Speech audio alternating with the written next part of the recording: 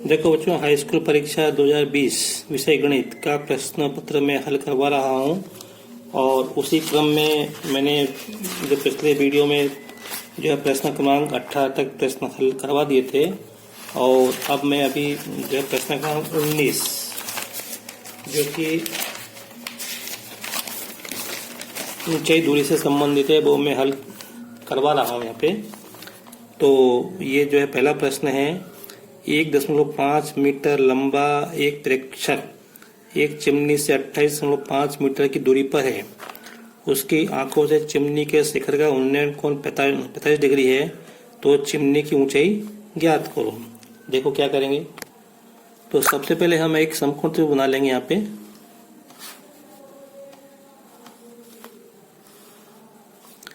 ये चिमनी है और इस चिमनी की ऊंचाई निकालनी तो हम इसको h मान लेंगे। यहाँ पे कोई व्यक्ति खड़ा है जमीन पर, ये जमीन पे मान लो उसकी आंख है। तो यहाँ से जो इस चिमनी के शिखर का उन्नयन कोण वो कितना बनना है, 45 डिग्री। और यहाँ पे थोड़ा एक दिक्कत है, उसकी जो प्रेक्षक की लंबाई 1.5 मीटर दी है। तो इसका मतलब ये कि हमको जमीन यहाँ पे कहीं नीचे लेनी पड़ेगी जमीन ये, क्योंकि ये प्रेक्षक यहाँ पे खड़ा है। तो प्रेक्षक की आंख पे ना 1.5 मीटर ये हमको दी है। तो हमको चिमनी की ऊंचाई निकालनी। चिमनी कहाँ से लेके, चिमनी यहाँ तक है पूरी, ये चिमनी की ऊंचाई निकालनी। अब आप ध्यान से देखो, कोण कहाँ बन रहा है, यहाँ पे बन रहा है, 45 डिग्री बन रहा है। ठीक है, तो ये बताओ, ये पूरी h है तो ये कितनी होगी, h माइनस 1.5। क्यों होगी, क्योंकि तो ये 1.5 है तो ये भी 1.5 होगी। तो ये कितनी हो जाएगी, h माइनस 1.5। तो अब इस समकोण त्रिभुज में ए बी सी में ये कोण कितना है अपने को, 45 डिग्री है। और ये अपने को दूरी भी दी है, कितनी थी, 28.5। ये दूरी 28.5, तो ये भी 28.5 होगी।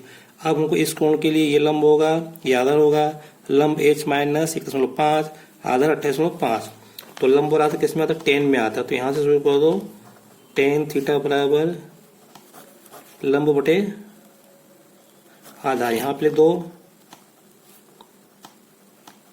माना ऊंचाई h, तो थीटा कितना है, 45 डिग्री। तो tan 60 डिग्री बराबर लंब कितना है, h माइनस 1.5, आधार कितना है, 28.5। इस प्रश्न में ध्यान ये रखना है कि हमको प्रेक्षक की लंबाई दी है, ये जमीन है, प्रेक्षक यहाँ पे खड़ा है, तो आंख पे कोण बन रहा है। देखो चलो, अब tan 60 का मान कितना होता है, वर्गमूल 3/1 होता है, h माइनस 1.5 बटे 28.5। अब कैसे गुणा कर दो, इसका गुणा इसमें, इसका गुणा इसमें, तो गुणा करेंगे तो क्या हो जाएगा यहाँ पे 28.5 गुणा वर्गमूल 3 बराबर h माइनस 1.5। आप लोगों को h का मान निकालना है तो इसको तो ट्रांसफर कर दो यहाँ पे, तो जाएगा 28.5 वर्गमूल 3 माइनस 1.5 बराबर h। अब इसको हल करना है। सॉरी बच्चों, थोड़ा यहाँ पे गलत हो रहा है अपना। यहाँ पे ये कोण 45 डिग्री दिया है ना, तो ये मैंने 60 लिख दिया है, यहाँ 45 कितना पड़ेगा, तो यहाँ पे ये एक आएगा, एक मेरे को काट दो इतना। तो कुल मिला के आएगा 1 बराबर h माइनस 1.5 बटे 28.5। इसका इसमें गुणा कर दो तो 28.5 बराबर h माइनस 1.5। इस 1.5 को इधर ट्रांसफर कर दो तो हो जाएगा प्लस 1.5 बराबर h। इनको जोड़ेंगे तो ये आएगा 30 मीटर आ जाएगा, h बराबर 30 मीटर। तो मीनार की ऊंचाई क्या हो जाएगी, ये मीनार या चिमनी की ऊंचाई कितनी हो जाएगी, 30 मीटर हो जाएगी। अब देखो, मैं प्रश्न 19 का ये अथवा प्रश्न वाला प्रश्न कर रहा हूँ। सर्कस का एक कलाकार एक 30 मीटर लंबी डोर पर चढ़ रहा है जो अच्छी तरह से तनी हुई है। भूमि पर सीधे लगे खंभे के शिखर से बंधा हुआ है। यदि भूमि स्तर के साथ डोर द्वारा बनाया गया कोण 30 डिग्री है तो खंभे की ऊंचाई ज्ञात करो। सर्कस आप लोगों ने देखा होगा, सर्कस पे जो है सर्कस में एक कलाकार झूले पे कैसे चढ़ता है। तो देखो ये खंबा है, और ये खंबा है और यहाँ पे ये जमीन है, यहाँ से एक डोरी लगी है, झूले तक डोरी लग गई है ये। तो ये जो डोरी है ये जमीन से जो है 30 डिग्री का कोण बना रही है, और ये डोरी की लंबाई कितनी दी है, मतलब 20 मीटर दी है। कितनी दी है? 20 मीटर दी है।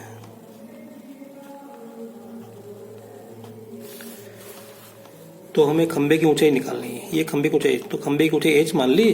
तो देखो इस कोण के लिए ये लंब निकालना है और कर्ण दिया है, तो इसलिए हम इसमें साइन वाला सूत्र लगाएंगे। तो साइन थीटा बराबर लंब बटे कर्ण। यहाँ पे लिख दो माना ऊंचाई, माना ऊंचाई h, तो थीटा कितना है? 30। तो साइन 30 डिग्री बराबर लंब, लंब कितना है? h, कर्ण कितना है? 20। साइन 30 का मतलब कितना होता है? 1/2 बराबर h बटे 20। तो इसका गुणा इसमें कर दो तो h बराबर हो जाएगा 20/2। 20 से कम 20/2, तो 20 में 2 का भाग 10 बढ़ जाएगा। तो h बराबर कितना आएगा? 10 मीटर। ये 20वां प्रश्न है बच्चों। 6 मीटर लंबाई वाला एक स्तंभ की भूमि पर छाया की लंबाई 4 मीटर है, जबकि उसी समय मीनार की छाया की लंबाई 28 मीटर है। मीनार की ऊंचाई ज्ञात करो। जब ऊंचाई की बात आ रही है तो ऐसा नहीं है कि ये त्रिकोणमिति का प्रश्न है भी और नहीं भी है, लेकिन ये प्रश्न अपने को समरूपता से अपने को हल करना है। देखो मैं बताता हूँ कैसे करना है। ये 20वां प्रश्न की लंबाई 4 मीटर है और उसे मीनार, देखो ये स्तंभ है कोई, ये स्तंभ है और इसकी लंबाई कितनी? 6 मीटर। इसकी छाया की लंबाई कितनी है? 4 मीटर। और उसी समय एक यहाँ पे मीनार है, मीनार ऊंची है, तो इस मीनार की ऊंचाई हमको h निकालना है। इस मीनार की जो छाया है वो 28 मीटर है।